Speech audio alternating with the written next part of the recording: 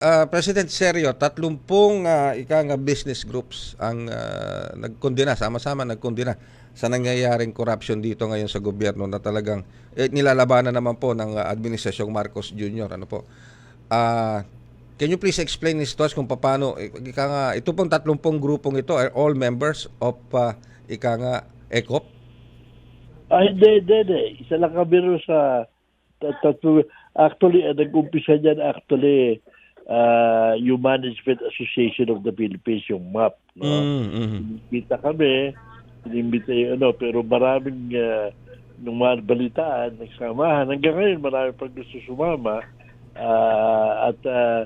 At yan nung una yung statement na yan masyado pa mabagsik. Marami yung gusto pa kampanya pa para against yung mga sa eleksyon.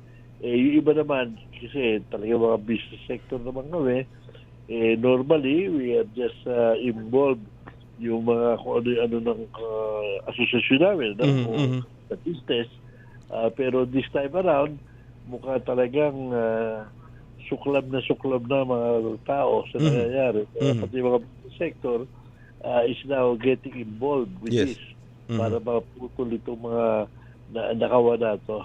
Alright, how will ECOP and other ika nga po business groups, mga investors, how can you help the government fight this ika nga issue ng corruption para matulungan ng administrasyon? Iba yung mga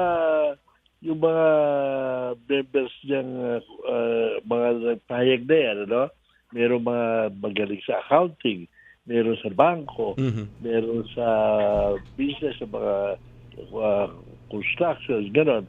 So, maraming impormasyong maibibigay para ma-imbestiga or maituro yung kung saan may mga mali na pangyayari at para noon talagang matuntun kung sino yung mga gumagawa ng katiwalian sa gobyerno at sa mga private sector.